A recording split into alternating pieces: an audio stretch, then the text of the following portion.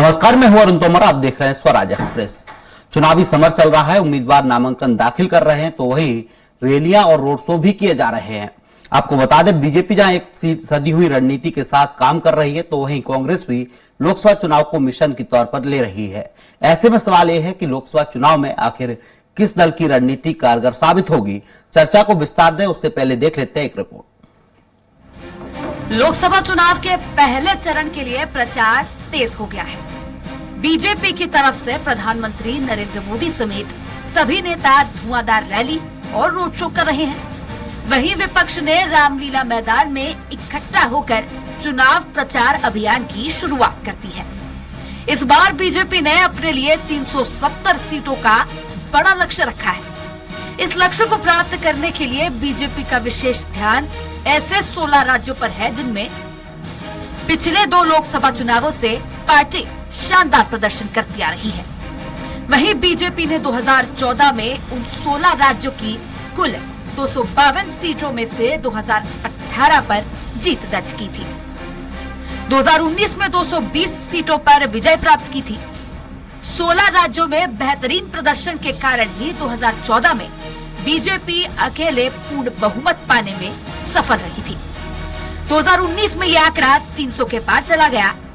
इस बार भी बीजेपी को अगर 370 सीटें जीतनी है तो इन राज्यों में पुराने प्रदर्शन को पीछे छोड़ते हुए और ज्यादा सीटें जीतनी होगी।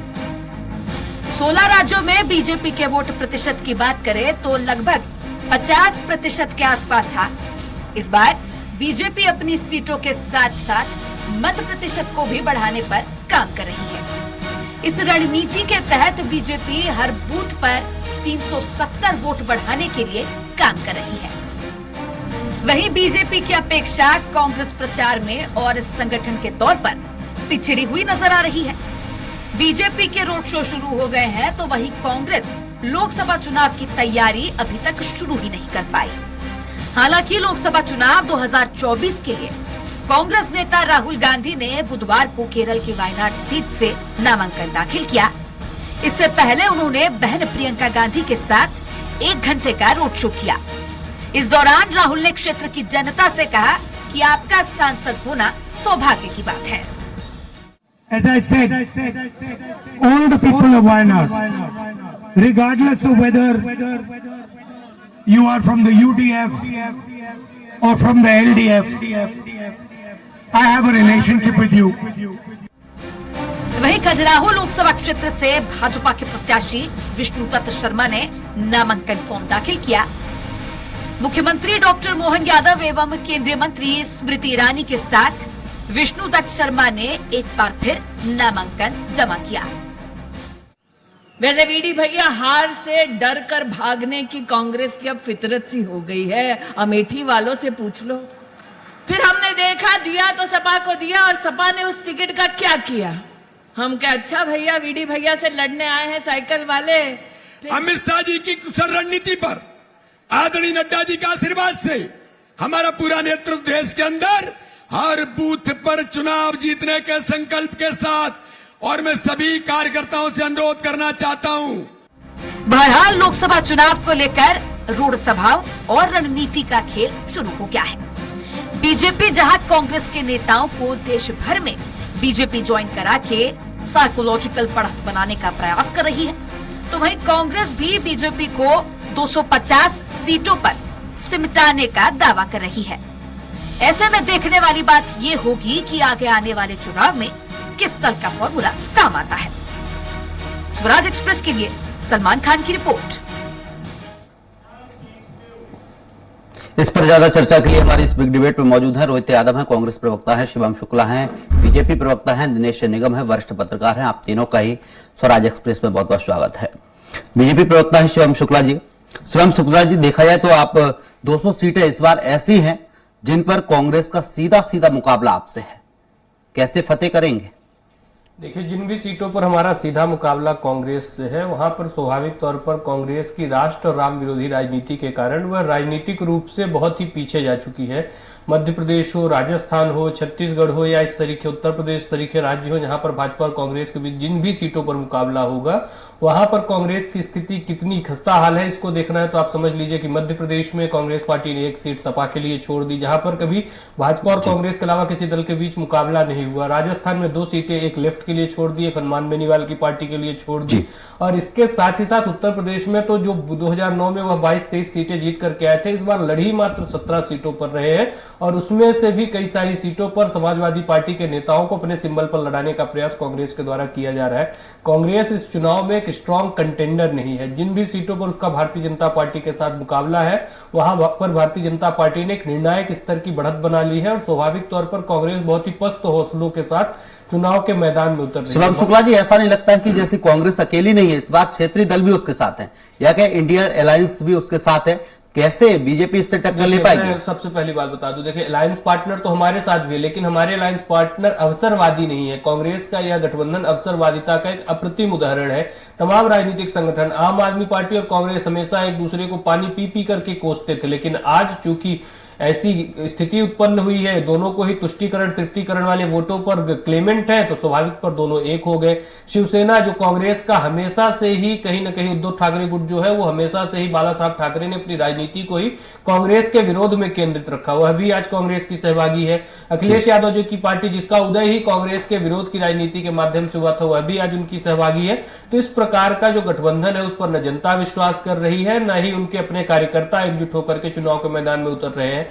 यह सिर्फ और सिर्फ अवसरवादी लोगों का एक समूह है जो मीडिया नैरेटिव के लिए अच्छा हो सकता है, लेकिन जमीन पर इसका न कोई असर है, न ही जनता इसको देख करके उत्साहित है। यह चुनाव पूरी तरीके से प्रधानमंत्री जी जो संकल्प लेकर के चल रहे हैं उनकी सिद्धि का होने जा रहा है। यह चुनाव एक बेहतर भविष्य के लिए वर्तमान की जो नींव का निर्माण हमें करना है उसका चुनाव है। मध्य प्रदेश ही हो या देश की जनता पूरी तरीके से उत्साहित है कि मध्य प्रदेश से कम 29 की 29 सीटें जिता करके प्रधानमंत्री जी को अर्पित की जाए, ताकि वह जो मजबूती के साथ इस देश को आगे ले जाने का संकल्प लेकर के बढ़े हैं उसको मजबूती प्रदान की जा सके। और स्वाभाविक तौर पर हमारे संगठन ने भी उतनी ही मेहनत से काम किया है। हर बूथ पर हम 370 वोट बढ़ाने के लक्ष्य को लेकर के आगे बढ़ रहे हैं, और जो केंद्र और प्रदेश की सरकार के सर्वस्पर्शी योजनाओं के कारण लोग लाभान्वित हुए हैं, कई संश्लिष्ट विषयों का निराकरण हुआ है, और इसके साथ ही साथ इंफ्रास्ट्रक्चर के स्तर पर, वैश्विक स्तर पर विकास और विरासत का एक अद्भुत और अनुपम पूरा जो समायोजन हमारी सरकार के माध्यम से हुआ है। तो जनता इन तमाम चीजों को नजदीकी के साथ महसूस कर रही है, देख रही है, और जो अपने मत का प्रयोग करेगी तो इन तमाम चीजों पर पूरी तरीके से जनता का जो वोट देने का माइंडसेट है वो केंद्रित रहेगा। जी बिल्कुल। दिनेश निगम जी हमारे साथ, वरिष्ठ पत्रकार हैं। दिनेश निगम जी, देखा जाए तो बीजेपी हो या कांग्रेस, इस बार बीजेपी और कांग्रेस ना होते हो बीजेपी प्लस इंडिया अलायंस हो रहा है। देखिए क्या है कि अभी हमारे शुक्ला छोटे भाई ने बहुत जो अपनी बात करी अलायंस के मामले में, उन्होंने एक टिप्पणी करी कि उनके साथ जो गठबंधन है वो स्थायी है जी। और जो अभी इनके साथ इंडिया का गठबंधन बना है वो लोग जो है समय को देखते हुए एक समूह के रूप में इकट्ठा हुए अपने अपने स्वार्थ के कारण। सवाल ये नहीं, सवाल ये है कि कोई भी अलायंस होता है, कोई भी गठबंधन होता है, उसमें जो लोग जुड़ते हैं कहीं ना कहीं वो पहले अलग ही रहते हैं और एक दूसरे की बुराई करते रहते हैं और फिर बाद में वो जुड़ते हैं।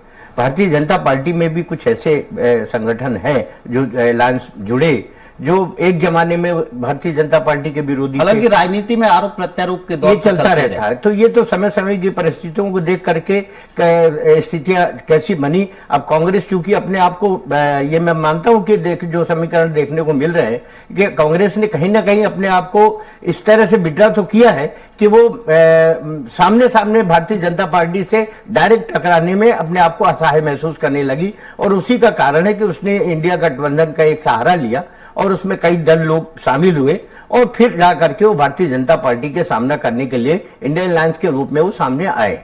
अब सवाल ये है कि जहां तक मोदी जी का सवाल है तो इसमें कोई दो राय नहीं कि भारतीय जनता पार्टी 2014 से जब भी सत्ता में आई है तो मोदी जी के ही नेतृत्व में 2019 का भी चुनाव उन्होंने फाइट किया, और इस बार भी जो चुनाव होगा वो मोदी जी के ही नेतृत्व में होता है। सिंबल तो एक आधार होता ही है किसी न किसी दल का, तो उसके लिए भारतीय जनता पार्टी का जो कमल सिंबल है वो तो जिनको मिलेगा उसमें एक सहारा तो बनता ही है, लेकिन बहुत बड़ा जो सहारा होगा उस प्रत्याशी के लिए, जो भारतीय जनता पार्टी के प्रत्याशी, वो मोदी जी के द्वारा जो आम घोषणाएं करी गई या जो भी उनके कार्यकाल के क्रियान्वयन रहे उससे प्रभावित जनता कितनी हुई है ये तो रिजल्ट बताएगा। अब सवाल ये है कि कांग्रेस गठबंधन इंडिया गठबंधन के बाद कितना सामना कर सकती भारतीय जनता पार्टी का, ये जो है ये 19 तारीख से जब पहला चरण प्रारंभ होगा तो देखने को मिलेगा, सब थोड़ा समझ में भी आएगा कि क्या स्थितियां बनती हैं। अभी अपन इसलिए नहीं कह सकते कि अभी क्या है कि पिछले बार के चुनाव के सरीखे जिस तरह चुनाव में देश की जनता ने, देश के मतदाताओं ने बिल्कुल चुप्पी साध रखी थी, इस बार भी अगर आप देखें तो कहीं भी आपको ऐसा माहौल लग रहा है कि लोकसभा के चुनाव हो रहे हैं, ऐसे बिल्कुल शांत माहौल है, बिल्कुल ऐसा लग ही नहीं रहा कि कहीं मतलब कोई बहुत बड़ा चुनाव हो रहा है देश में, इतना बड़ा चुनाव हो रहा है देश की मुखिया जिसमें चुने जाते हैं। एक जमाना था कि सरपंच या पंचों का चुनाव होता था तो महीनों पहले जो है ढिढोरे पीटने लगते थे। आज कहीं एहसास नहीं हो रहा कि इतना बड़ा चुनाव होने जा रहा, तो उसका जो जनता की चुप्पी है वो चुप्पी का किस कर्मठ बैठेगी या उसका वो क्या निर्णय लेगी, ये एक चरण का जब चुनाव की वोटिंग हो जाए उसके बाद कुछ सहारा या मीडिया कुछ आंकलन कर सकती है कि आगे की स्थिति यहाँ क्या होंगी, कैसी होंगी। अभी अपन इस मामले में कुछ नहीं कह सकते। हाँ, एक बात मैं जरूर कहूंगा कि भारतीय जनता पार्टी ने एक जो एम बनाया है 370 का भारतीय जनता पार्टी का एम है और माननीय प्रधानमंत्री जी का 400 का एम है कि हम 400 पार, अब सब अपने अलायंस के मिलाकर के 400 पार। अब सवाल ये है कि ये 370 कैसे पार करेंगे और किन नीतियों के तहत पार करेंगे, जैसा कि प्रवक्ता शुक्ला जी ने अपनी बताया कि इन माध्यमों से हम जनता को प्रभावित करेंगे। अब जनता कितना प्रभावित होती है ये तो मतदान के बाद ही मालूम पड़ पाएगा। पर मध्य प्रदेश में एक बात मैं कहना चाहता हूं तोमर जी, कि जो अभी तक समीकरण देखने को मिलते हैं वो ऐसा लग रहा है कि ये चुप्पी कहीं ऐसा ना हो कि कांग्रेस को 1 से 2 कर दे या 2 से 3 कर दे। मैं आपको कोई बहुत बड़ा आश्चर्य नहीं होगा अगर ऐसा कर दे तो, क्योंकि जो स्थितियां बन रही है चंबल संभाग में, विंध्य प्रदेश में जो देखने को मिल रहा है, ऐसा लग रहा है कि कहीं ना कहीं इधर उधर भी परिस्थितियां बदल सकती हैं। तो कांग्रेस के लिए तो कुछ नहीं है, वो तो आज भी 1 तो थी ही, 1 से 2 जाएगी तो भी प्लस में जाएगी, उसके लिए तो हितकारी ही होगा। बिल्कुल है ना, ये मेरा अपना कहना। योगेंद्र सिंह यादव जी हैं कांग्रेस प्रवक्ता। योगेंद्र सिंह यादव जी, इस लोकसभा चुनाव में कांग्रेस के सामने क्या क्या चुनौतियां हैं? योगेंद्र सिंह यादव जी, जो देश के अंदर जो चुनाव चल रहा है, ये चुनाव हिंदुस्तान में 1952 के चुनाव के बाद जितने भी चुनाव हुए उसमें चुनाव जी आप देख रहे हैं कि देश में किस तरह से इसी का उपयोग करके विपक्ष के नेताओं को जेल भेजना हो, चाहे महाराष्ट्र में आपको चुनाव आयोग का जो चिन्ह का छीनना हो, चाहे शरद पवार जी और उद्धव ठाकरे से दूसरे करना, फिर नीतीश कुमार जी को किस तरह से प्रेशर में और प्रलोभन के माध्यम से बिहार के अंदर जो है गठबंधन कर लेना, ये सब सारे जो सिस्टम का पूरे देश के अंदर बनाया है, इससे पूरे देश का जो माहौल है वो एक माहौल ऐसा लगता है कि लोकतांत्रिक सोच से परे हम कहीं जा रहे हैं। हम देख रहे हैं कि विदेशी जो देश है, चाहे जर्मन हो चाहे अमेरिका हो, बिल्कुल ये संयुक्त राष्ट्र संघ अपने प्रश्न चिन्ह उठा रहा है, तो निश्चित रूप से चिंतन का विषय है और देश जनता पर निश्चित रूप से प्रभाव छोड़कर जाएगा। और कांग्रेस के सामने जो मुख्य चुनौती है वो है सांप्रदायिकता, क्योंकि हिंदुस्तान के अंदर सांप्रदायिकता से जिस तरह से 2014 के पश्चात मिलना शुरू हुई है, उससे ऐसा लगता है कि पूरे देश के अंदर सांप्रदायिक ध्रुवीकरण की राजनीति के माध्यम से भारतीय जनता पार्टी इस देश की सत्ता पर काबिज हो जाती है।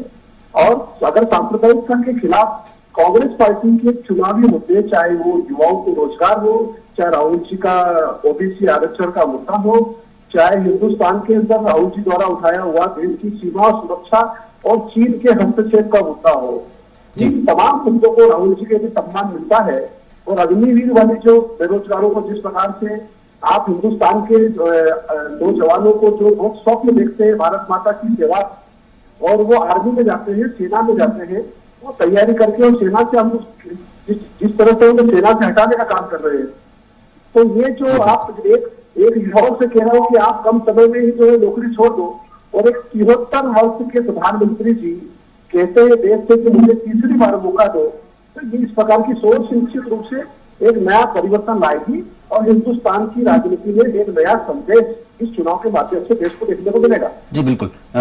शिवम शुक्ला जी है बीजेपी प्रवक्ता। शिवम शुक्ला जी, विपक्ष लगातार एक ही आरोप लगाता है, आपने सपने दिखाए थे महंगाई कम करेंगे, बेरोजगारी खत्म करेंगे, किसानों की आय दोगुनी करेंगे, लेकिन ये सपने सपने ही रह गए।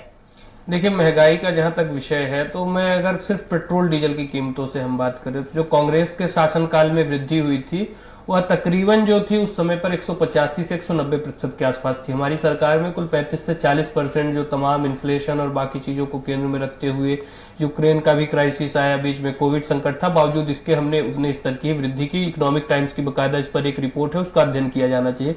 इसी तरीके से तमाम चीजों में इस प्रकार की स्थिति देखी गई, जबकि इन्फ्लेशन भी इस देश में लोगों की जीडीपी इकोनॉमी, लोगों की पर कैपिटा इनकम भी बढ़ी, देश की जीडीपी का साइज भी बढ़ा, हम 3 ट्रिलियन इकोनॉमी बने, इसके साथ ही साथ दुनिया की 5वीं सबसे बड़ी अर्थव्यवस्था बने। तो यह तमाम चीजें हमने हासिल की और उसके बावजूद भी देश में जो महंगाई है, शिवम शुक्ला जी, किसानों की आय नहीं बढ़ी, किसानों का जो लागत थी वो जरूर बढ़ी। मैं बिल्कुल उसको बताता हूं।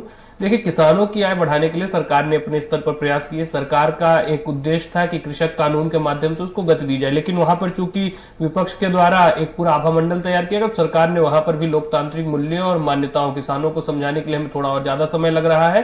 तो उसके पश्चात हम दोबारा उस दिशा में काम कर रहे हैं। जो नीति विशेषज्ञ हैं वह विचार कर रहे हैं कि एक अल्टरनेटिव क्या हो सकता है, तो हम उस पर विचार बना रहे हैं। हमारी सरकार अगर वह कानूनों को इंप्लीमेंट कर लेती और उसके बाद हम किसानों के विषय को लेकर के आगे बढ़ गए होते और अगर अपेक्षानुरूप परिणाम न होते तब हमको दोषी ठहराया जा सकता था।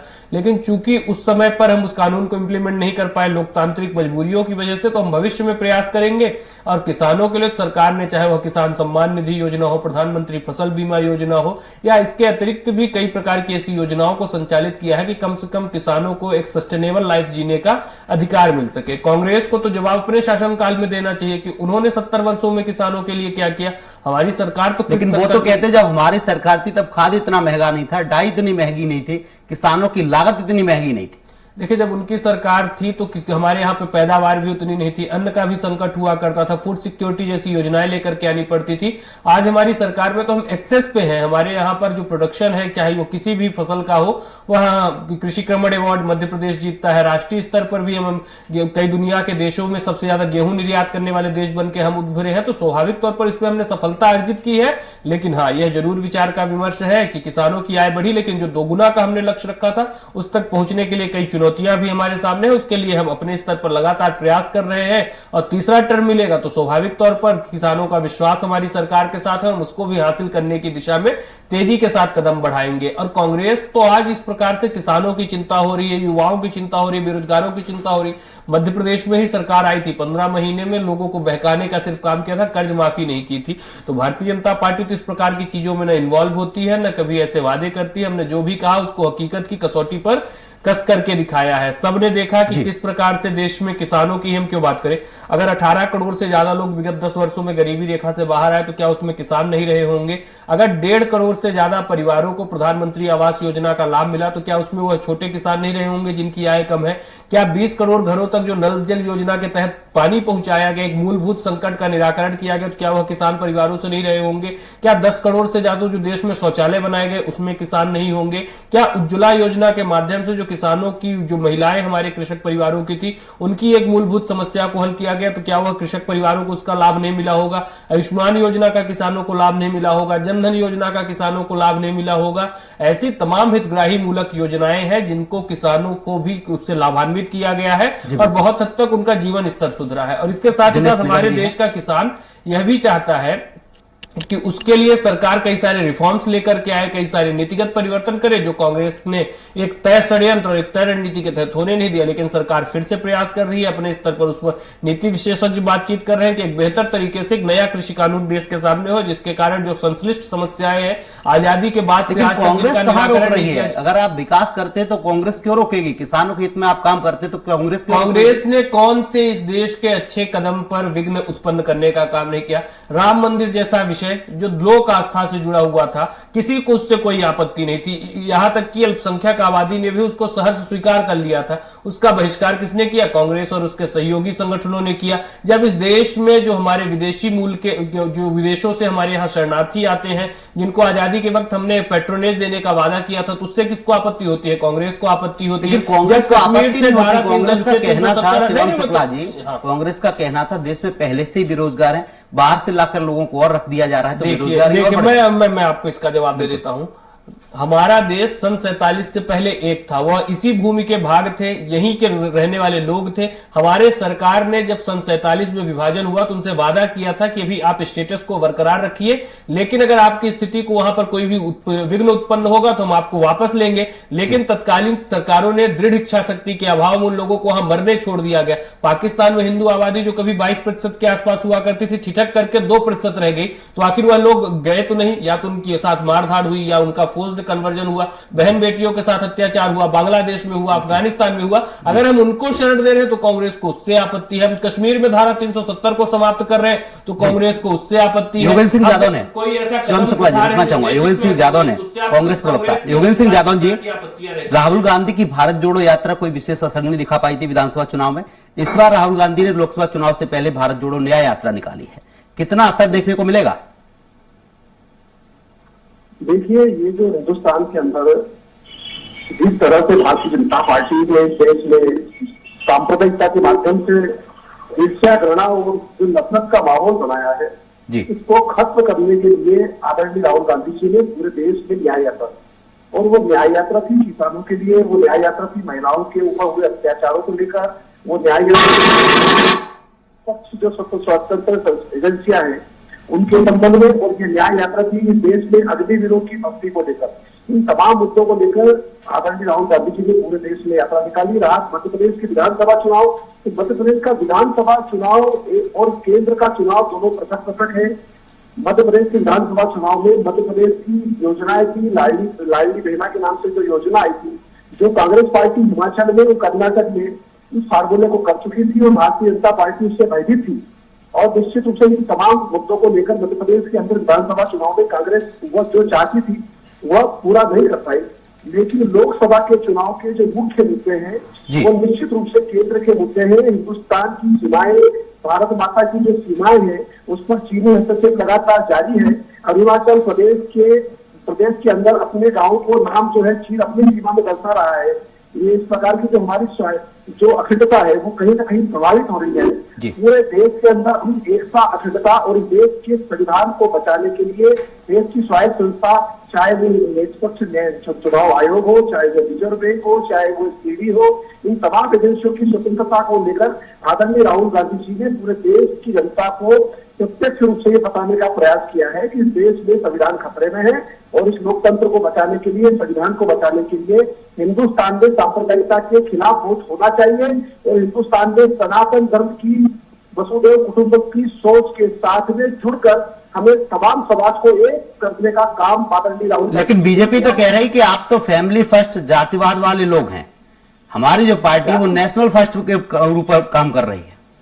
आप मध्य प्रदेश के अंदर अभी नई सरकार बनी है, आपने देखा है कि किस प्रकार से जातिगत भावनाओं को साधने का काम आप मंत्रिमंडल के कैबिनेट में करते हैं, आप केंद्र सरकार के कैबिनेट में करते हैं। आप तमाम चयन का आधार अपना जातिगत मानते हैं और आप विपक्ष पर यह आरोप लगाते हैं कि वो जातिगत की राजनीति कर रहा है। अगर आप पूरी संरचना ही जातिगत है और आप संगठनात्मक रूप से भी जातिगत राजनीति कर रहे हैं, तो ये केवल एक विपक्ष के ऊपर आरोप लगाना मात्र है।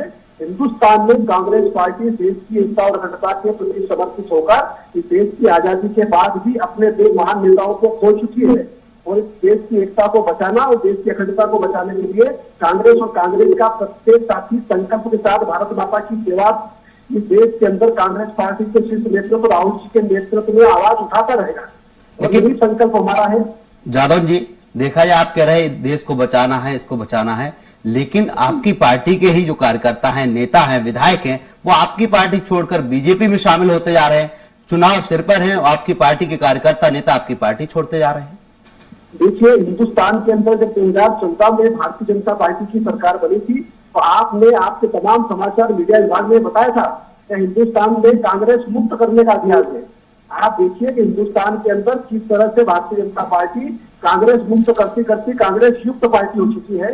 आज देश में जो भारतीय जनता पार्टी के 303 सांसद हैं, उसमें 118 सांसद वो हैं जो कांग्रेस पार्टी के पूर्व सांसद हैं। और पूरे देश के अंदर ईडी, सीबीआई, सीआईडी के माध्यम से डराना। अजीत पवार पे आपने मोदी जी ने महाराष्ट्र में भ्रष्टाचार का आरोप लगाया तो उसके ऊपर 80 करोड़ का भ्रष्टाचार है और बाद में आपने देखा कि अजीत पवार किस तरह से भारतीय जनता पार्टी से शामिल हो गए और हेमंत सोरेन जी डर नहीं रहे तो हेमंत सोरेन जी सीधे जेल भेज दिया गया, अरविंद केजरीवाल जी को जेल भेज दिया गया, डराकर दबाकर प्रलोभन से और किसी न किसी तरह से जो ये सिस्टम चलाया जा रहा है, ये निश्चित रूप से देश के लोकतंत्र के लिए खतरा है और राहुल जी यही आवाज उठा रहे हैं। जी, वरिष्ठ पत्रकार हमारे साथ दिनेश निगम जी। दिनेश निगम जी, देखा जाए तो चुनाव से पहले कई तरह के वादे किए जाते हैं, कई तरह की घोषणाएं की जाती हैं, लेकिन जैसे चुनाव हो जाते हैं कई घोषणाएं और वादे पता नहीं हवाओं में कहां खो जाते हैं।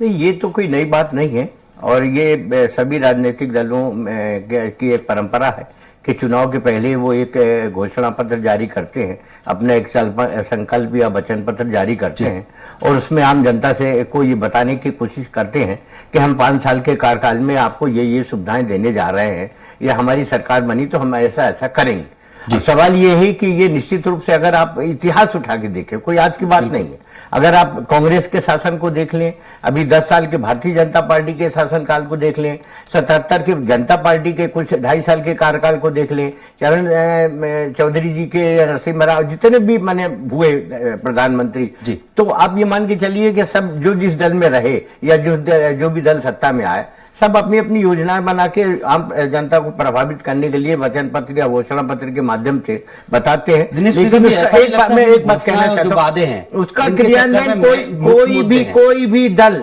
किसी भी दल ने, मैं तो चैलेंज करके बैठता हूं आपके चैनल से, मैं कह रहा हूं कोई भी दल ये बता दे कि मैंने जितनी भी घोषणा या जितने भी संकल्प पत्र में या घोषणा पत्र में हमने आम जनता को बोला है 5 साल में हमने वो करके दिखाया, किसी भी दल ने आज तक नहीं किया। 50% भी अगर उन्होंने वो टारगेट को पूरा कर ले तो बहुत बड़ी बात है। 50% सबसे बड़ी बात यह कि जनता को प्रभावित करने के लिए ये जरूर बताया जाता। अभी हमारे भाई, छोटे भाई ने बहुत सी बातें बताई, बहुत सी योजनाएं बताई कि सरकार की ऐसी योजनाएं चल रही। अच्छा नहीं है, जब कांग्रेस का शासन था, मनमोहन जी के कार्यकाल में भी हमने देखा है, उनके यहां भी बहुत सी योजनाएं चली। अब ये ठीक है कि वो उनके नाम कुछ और थे, आपके नाम कुछ और हो गए, थोड़ा बहुत फेरबदल करके आखिर वो जनता को प्रभावित करने के लिए उन्हीं में कोई ना कोई संशोधन करके और एक नई योजना सामने रख दी जाती जनता को ये बताने के लिए कि ये हम कर रहे हैं। सवाल ये नहीं, सवाल ये ऐसी योजनाएं पहले भी बनी थी आम जनता को प्रभावित करने के लिए, पहले भी प्रधानमंत्री आवास और ये जो भी है ना, ये सब सुविधाएं पहले भी दी जाती थी, नाम कुछ और था, प्रधानमंत्री रोड और क्या क्या नाम जो भी है। तो योजनाएं सब बनाने का दायित्व होता है सत्ता में आने के लिए। और हाँ, ये सवाल ये है कि ये आज जो सबसे बड़ा मुद्दा वो ये है कि चुनाव आयोग ने इस बार के चुनाव में जो नियम और शर्तें रखी उसमें उन्होंने बहुत स्पष्ट रूप से ये कहा है कि आप जो भी घोषणाएं करेंगे, जो कुछ भी आप बताएंगे आम जनता को प्रभावित करने के लिए बताएंगे, तो उसमें आप इस बात का भी उल्लेख करेंगे कि इसके लिए आप आर्थिक साधन कहां से जुटाएंगे, आप कर्ज लेंगे, आप टैक्स बढ़ाएंगे, आप अपने बजट में कोई संशोधन करेंगे, ये आप स्पष्ट करिए। तो सवाल ये है उसमें तोमर जी, अरुण जी, कि चुनाव आयोग की चुप्पी ये इस मामले में बड़ा समय का अभाव है। मेरा मतलब है चुनाव आयोग को इसमें बड़ी गंभीरता से विचार करना चाहिए। रोकना चाहूंगा। हमारे साथ कांग्रेस प्रवक्ता योगेंद्र सिंह यादव जी, दिनेश निगम जी वरिष्ठ पत्रकार हैं और बीजेपी प्रवक्ता है शिवम शुक्ला जी। आप तीनों ही मेहमानों का बहुत बहुत शुक्रिया।